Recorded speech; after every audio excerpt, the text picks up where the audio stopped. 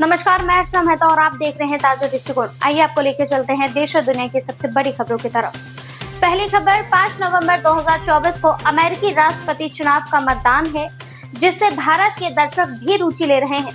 मतदान भारतीय समय अनुसार 5 नवंबर की शाम 4:30 बजे शुरू होगा और 6 नवंबर की सुबह 6:30 बजे तक चलेगा। एग्जिट पोल जो शुरुआती रुझान बताएंगे 6 नवंबर की सुबह 3:30 बजे जारी होने की संभावना है। मतदान केंद्रों के बंद होते ही वोटों की गिनती शुरू होगी और 6 नवंबर की सुबह 4:30 बजे से प्रारंभिक नतीजे मिलने की उम्मीद है। हालांकि अंतिम परिणाम में मेल इन बैलेट्स की वजह से देर भी हो सकती है। शुरुआती नतीजे न्यू हैम्पशायर के डिक्सलविल नॉच से आने भी शुरू हो गए हैं। 1960 से अमेरिकी में यह प्रथा आ रही है कि वो जगह जहां आबादी 100 से कम है, वो आधी रात को वोट डालना शुरू करते हैं और सबके वोट डालते ही वोटिंग खत्म हो जाती है और काउंटिंग शुरू भी हो जाती है। इस वर्ष डिक्सलविल नॉच के परिणामों में ट्रंप और हैरिस के बीच बराबरी की स्थिति रही, जबकि पिछले चुनावों में बाइडेन की एक तरफा जीत हुई थी। अंतिम दिन में प्रचार में ट्रंप ने मिशिगन अवैध आवर्जन में आर्थिक नीतियों पर जोर दिया, जबकि हैरिस ने पेंसिल्वेनिया में एकता और युवाओं को महत्व की बात की।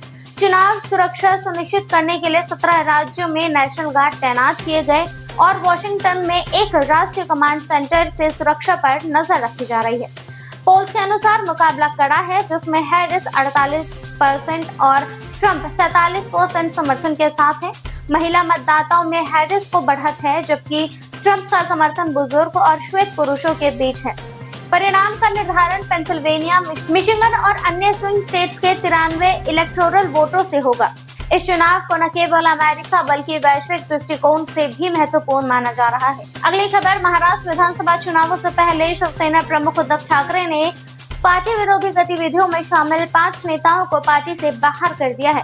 इनमें भिवंडीपुर के विधायक रुपेश माहेत्रे और यवतमाल जिले के अन्य 4 नेता शामिल हैं।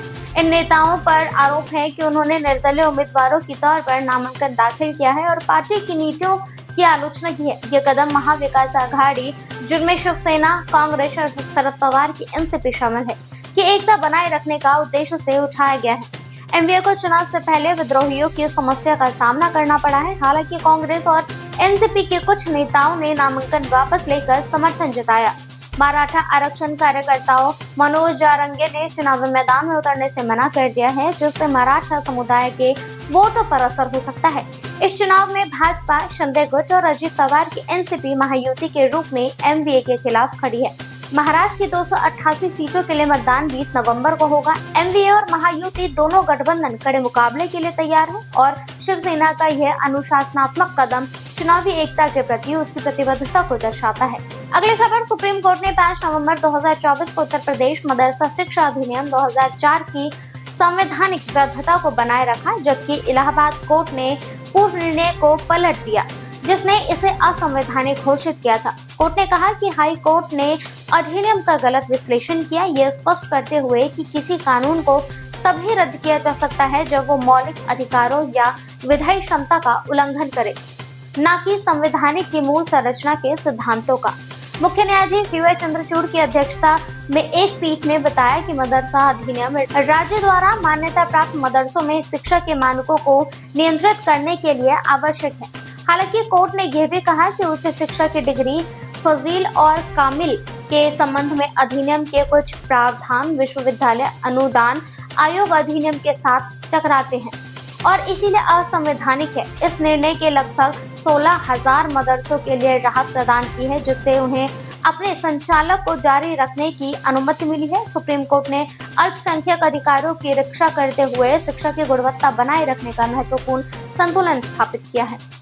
अगली खबर, भारत के मुख्य न्यायाधीश डी.वाई. चंद्रचूड़ द्वारा न्यायमूर्ति कृष्ण अय्यर की टिप्पणी पर दी गई आलोचना को लेकर न्यायमूर्ति बी.वी. नगरत्ना और सुधांशु धूलिया ने आपत्ति जताई।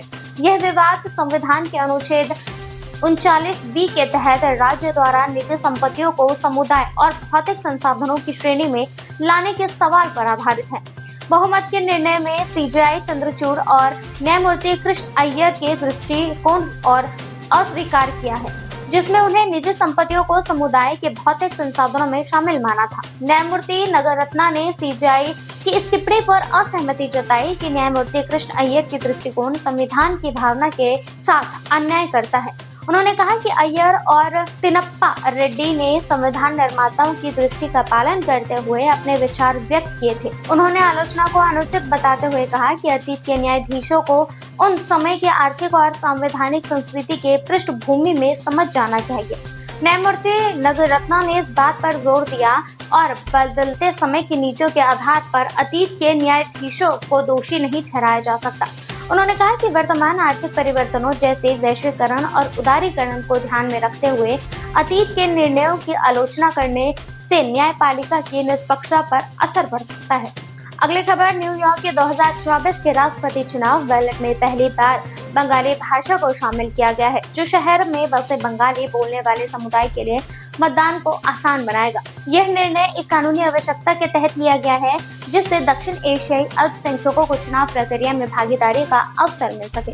न्यूयॉर्क में 12.2% लोग बंगाली बोलते हैं, जो इसे चीनी के बाद दूसरी सबसे अधिक बोलने वाली एशियाई भाषा बनाता है।